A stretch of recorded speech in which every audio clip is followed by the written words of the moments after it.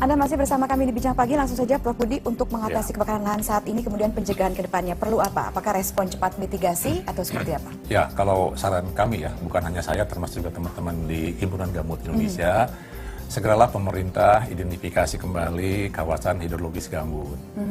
Ya, kemudian tempatkanlah semacam badan pengelola gitu ya, yang bersama-sama dengan masyarakat setempat itu secara terpadu melaksanakan kegiatan sehari-hari di sana. Oke.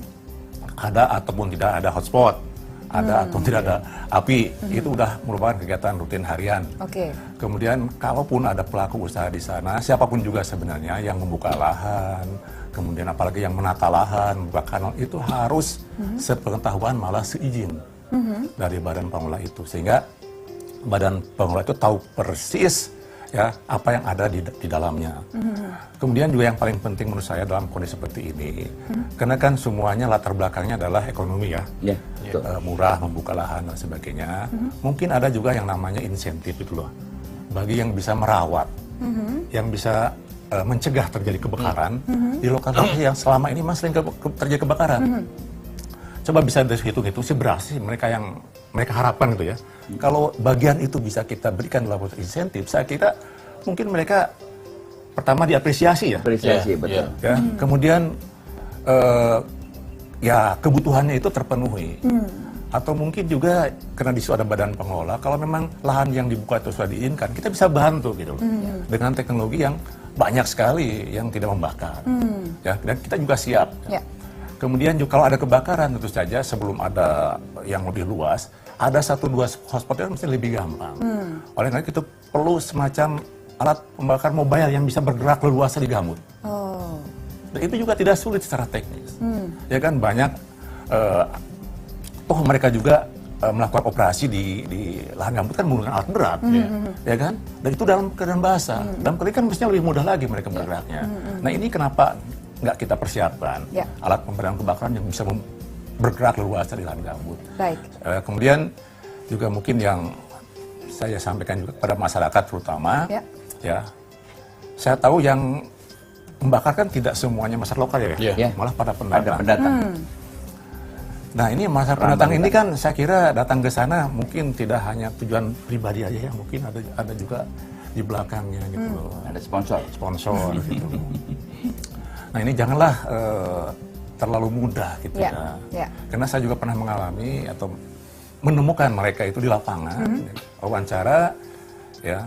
Mereka orang baik-baik, dan mereka kadang-kadang nggak tahu gitu loh. Disangkanya ini lahan yang sudah clear and clean, bisa dibuka. Malah mereka menggegas kalau saya bilang, Bapak tahu nggak ini gini-gini? Oh iya. Ya kalau gitu besok lusa saya berhenti Pak katanya. Ya, saya foto bersama dengan mereka juga. Oh baik. Ya, jadi kebanyakan mereka nggak tahu, Pak. Ya, disangkanya lahan itu udah clear begitu ya. Baik, Pak Firman menanggapi Pak, ini bagaimana upaya yang agar DPR bisa mengenforce pemerintah melaksanakan strategi yang sudah disusun bersama dengan Prof. Budi dan tim?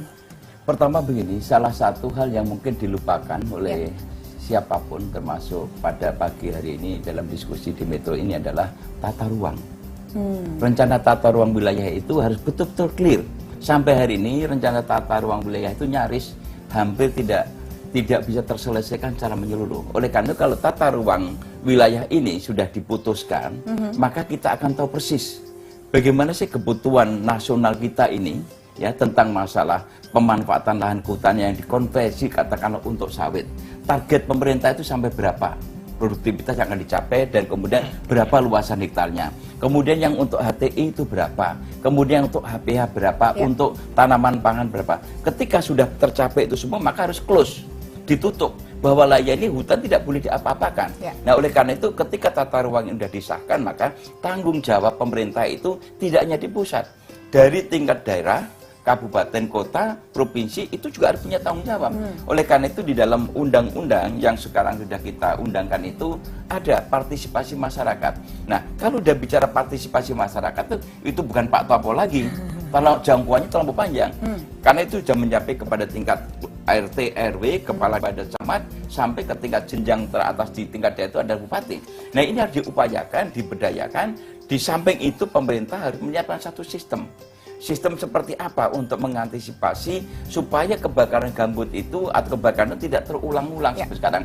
Yang saya agak sedikit heran itu, saya selalu menganalogkan begini Pak, atau Bapak Prof, kebakaran gambut ini ibaratnya seperti tahun baru. Tahun baru kan setiap tahun datang. Tahun ulang, ya. Tapi kalau tahun baru itu pejabat daerah, pejabat pusat itu menyiapkan sedemikian rupa gegap gempitanya. Tetapi ketika menjelang kemarau, yang kemungkinan akan terjadi kebakaran di wilayah hotspot tertentu, itu pemerintah daerah itu diem saja. Iya. Ini persoalan serius. Baik, terima kasih Pak Firman. Pak Sutopo, target dari Menko Polhukam Luhut Panjaitan 3-4 minggu ke depan akan diselesaikan. BNPB sanggup, Pak? Ya, kita selalu berusaha semaksimal mungkin. Dan alam itu tidak bisa kita matematikakan secara pasti. Ini bantuan negara tetangga juga sudah akan ditarik pulang. Tadi Bapak juga menyebutkan pesawat bagaimana, Pak? Pesawat Hercules Australia pulang, kemungkinan juga Selasa dari Malaysia pulang. Ya, kita kerahkan kekuatan atau potensi nasional yang ada.